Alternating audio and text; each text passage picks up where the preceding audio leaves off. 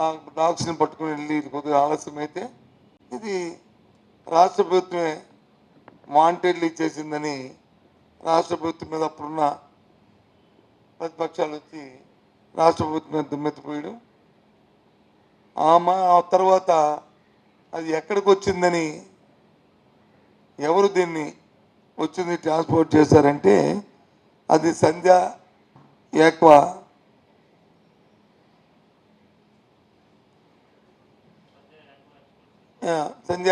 Export limited అని విశాఖపట్నం సంబంధించిన సంస్థ వచ్చి ఇంపోర్ట్ చేసుకుంటుందని అది సాక్షాత్తు భారతీయ జనతా పార్టీ సంబంధించిన అధ్యక్షురాలు లేకపోతే అప్పుడు ఉన్న నాయకులకి కొందరికి వాళ్ళందరూ కూడా సన్నిహితులు స్నేహితులు బంధువులు అని చెప్పని అధికార పక్షంలో ఉన్న మా వాళ్ళు కొందరు దాని మీద ఆరోపించడం ఈ రకంగా ప్రత్యారోపణలు ఆ రోజు జరిగినాయి. ఒకటి వచ్చి అధికార పార్టీ దీన్ని ఇంపోర్ట్ చేసింది అనేది ఒకటి కాదు, ప్రతిపక్షం తాలూకా భారతీయ జనతా పార్టీ తెలుగుదేశం పార్టీకి సంబంధించిన బంధువులే దాన్ని ఇంపోర్ట్ చేశారని చెప్పేసి జరిగినాయి. వాటర్ మేబీ అది పక్కన పెడితే నేను ఇవాళ డిమాండ్ చేస్తుంది ఏంటంటే దయచేసి అధికారం ఉన్న పెద్దల్ని అలాగే నూతనంగా మన ఉత్తరాంధ్ర నుంచి ఎన్నికైన పార్లమెంట్ సభ్యుల్ని పార్లమెంట్ జరుగుతుంది దయచేసి దీన్ని ఒక ప్రశ్న వేయండి. ఏమైంది 25,000 కోట్లు అంటే మాటలు కాదు, 25 లక్షలు కాదు.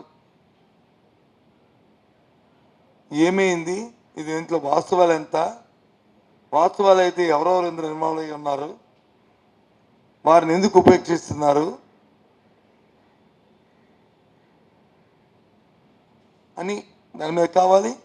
దాంతోపాటు అది వాస్తవం కాకపోతే మన విశాఖపట్నంకి ఒక మంచి పేరు కూడా వచ్చే అవకాశం ఉంది. ఎందుకంటే దేశంలో ఎక్కువగా ఇలాంటి డ్రగ్స్ ఇంపోర్ట్ అయ్యే స్థలాలు రెండు, ఒకటి గుజరాత్లో ఉన్న పోర్ట్లు, రెండు మహారాష్ట్రలో ఉన్న పోర్ట్లు. ఆంధ్రప్రదేశ్కి ఎప్పుడు ఇలాంటి లేదు, కానీ ఇది వచ్చింది. కాబట్టి దయచేసి దీన్ని రాజకీయ ఉద్దేశం, రాజకీయ కోణంలో రాజకీయ దురుద్దేశాలు ఆపాదించకుండా చిత్తశుద్ధి ఉంటే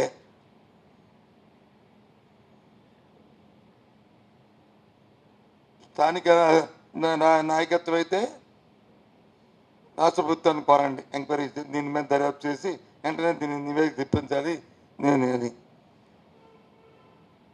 పార్లమెంట్ సభ్యులైతే పార్లమెంట్లో మీరు లేవనెత్తి దీని తాలుగా వాస్తవాలను తీసుకురండి. మీరు అడగచ్చు మరి మీరు ప్రభుత్వం ఉన్నారు కానప్పుడు ఏం చేశారని. మార్చి 22 ఎన్నికల సమయం మనందరికీ తెలుసు.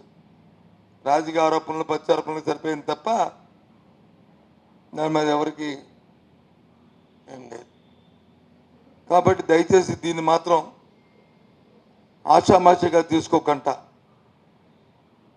ఇదేదో సత్యబాబు గారు పార్టీ చెందిన వ్యక్తి ఎవరి మీద బుర్ర జల్లుకోవడానికి ప్రయత్నం చేస్తున్నా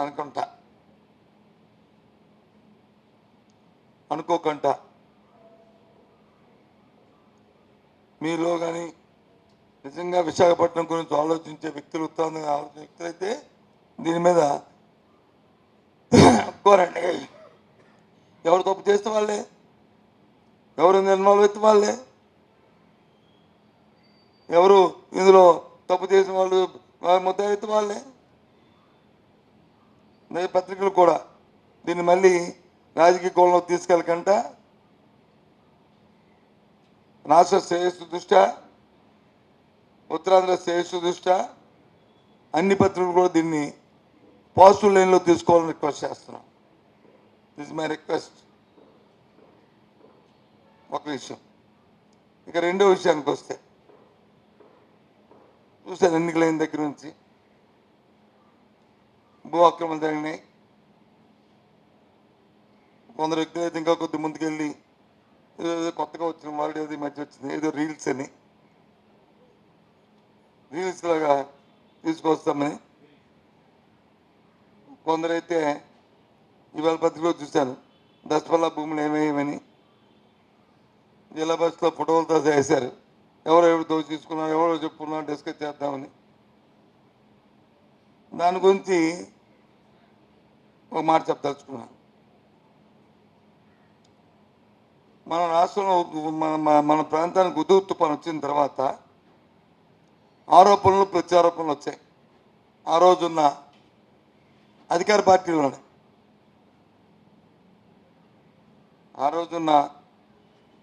ఈరోజు అధికారంలో ఉన్న తెలుగుదేశం పార్టీలోనే ఆరోపణలు ప్రత్యారోపణలు వచ్చాయి. దాని మీద నా ప్రభుత్వం, ఆ రోజు తెలుగుదేశం ప్రభుత్వం ఓ సిట్ ఏర్పాటు చేసింది. సిట్ ఏర్పాటు చేసి దాని మీద దర్యాప్తు జరపమంది. ఓ సంవత్సరం పాటు దర్యాప్తు జరిపారు. ఆ తర్వాత ఏమైందో తెలియదు కానీ ఇప్పుడు కాదు, ఆ టర్మ్స్ ఆఫ్ రిఫరెన్స్లోను 2004 సంవత్సరం నుంచి కూడా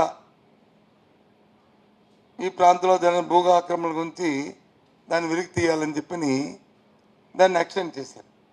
అంటే అప్పుడు 2004 మీన్స్ ఏంటంటే ఆ రోజు రాజశేఖర గారి ప్రభుత్వం ఉంది కాబట్టి, ముఖ్యమంత్రి ఉన్నారు కాబట్టి, మీ అందరం మంత్రులు ఉన్నాం కాబట్టి అప్పటి నుంచి కూడా దీన్ని బయట తీయాలని పెట్టారు. Okay, fine, no issue. ఆ తర్వాత అది ఆ ప్రభుత్వం ఉన్నంతకాలం దాన్ని ఓపెన్ చేయలే. ఆ తర్వాత వైసీపీ ప్రభుత్వం వచ్చింది, అందులో నేను కూడా మంత్రిగా ఉన్నా. నా సిట్ని కంటిన్యూ చేసింది. నేను కూడా 1-2 సార్లు నా ప్రభుత్వం పెద్దల దృష్టికి తీసుకొచ్చా, అది ఓపెన్ చేయండి, లేకపోతే అధికారులు కొంతమంది అనధికారులు దీన్ని ఆసరా పెట్టుకొని పరిమితి చేస్తున్నారు అని చెప్పని కూడా అడగడం జరిగింది. ఏదేమని మా ప్రభుత్వంలో కూడా కాలయాపన జరిగిపోయింది, ఓపెన్ చేయలే. నేను ఇప్పుడు కోరుతుంది ఏంటంటే, నిజంగా మీకు విశాఖపట్నంలో భూ ఆక్రమణలో ఎవరు ఏది దోచుకున్నారో, ఏదో మీ తెలుగుదేశం పార్టీ ఉన్న 5 సంవత్సరాల కాలంలోనో లేకపోతే మన వైసీపీ ఉన్న 5 సంవత్సరాల కాలంలోనో కాదు కదా, 2004 నుంచి ముందు దాన్ని ఓపెన్ చేయండి. అది ప్రాథమికంగా మీకు ఉంటుంది. దాని తర్వాత ఇంకెవరైనా ఇంకా జరిగి వచ్చాయంటే దాన్ని ప్రేమ పెట్టుకుని కంటిన్యూ చేయండి, కాదు తప్పలేదు. ముందు ఆ సిట్ ఓపెన్ చేయండి నిజంగా చిత్తశుద్ధి. ముందు నాయకులు డిమాండ్ చేయండి, అసెంబ్లీ జరుగుతుంది, అసెంబ్లీ అడగండి. ఎవరు తప్పు చేస్తాలే, ప్రభుత్వ పెద్దలు చేస్తే ప్రభుత్వ పెద్దలు దానికి బాధ్యత అవుతారు. లేదు స్థానికంగా ఉన్న నాయకులు, శాసనసభ్యులు లేకపోతే స్థానిక నాయకులు ఏమైనా చేస్తే వాళ్ళు బాధ్యత అవుతారు. ఫైనల్గా విశాఖ ప్రజలకి, ఉత్తరాంధ్ర ప్రజలకి ఒక క్లారిటీ వస్తుంది. ఎవడు దొంగ, ఎవడు దొర, ఎవడు దోపిడి, ఎవడు ఇదని కొంతవరకు. ఆ తర్వాత ఇంకేమి ఎక్స్టెండ్ చేసుకోండి, తప్పలేదు. దేని మీద ఎంక్వైరీ చేసుకోండి. ఎందుకంటే ప్రభుత్వం ఇప్పుడు ఉన్న వాళ్ళది వాళ్ళ హక్కు. ఒక అపోజిషన్ వచ్చి వద్దు అంటే మానేస్తారు, మానరు కదా, చేసుకోవచ్చు కదా, చేయండి. విశాఖపట్నం ఉత్తరాంధ్ర రిజర్వేషన్ గురించి నేను అనొచ్చు. ఇప్పుడు సత్యబాబు గారు గొప్ప చెప్తాను, ఆయన మంత్రి ఉన్నప్పుడు ఎందుకు ఇచ్చేది నేను చెప్పాను కదా. నేను 2-3 సార్లు దీని మీద ఒత్తిడి తీసుకొచ్చాను, కానీ జరగలేదు అని చెప్పాను కదా. I committed, I admitted. ఇప్పుడు ఓపెన్ చేయండి. అందులో ఎవరుంటే వాళ్ళు ఉంటారు. అప్పుడు రీల్స్ ఉండవు, అప్పుడు అభియోగాలు ఉండి ఇవన్నీ బయట పడిపోతాయి కదా. ఊరికి అంబిగ్యూటీ ఎందుకు? లాడికి తినేశాడు, లీడికి తినేశాడు. అలా పేరు ఎల్లయ్య పేరు పుల్లయ్య పేరు మనకెందుకు? ప్రాథమికంగా ఇప్పుడు ప్రేమపరిస్థితి వస్తుంది కదా, తర్వాత దాన్ని పెట్టుకొని మెయిన్కి వెళ్తారు.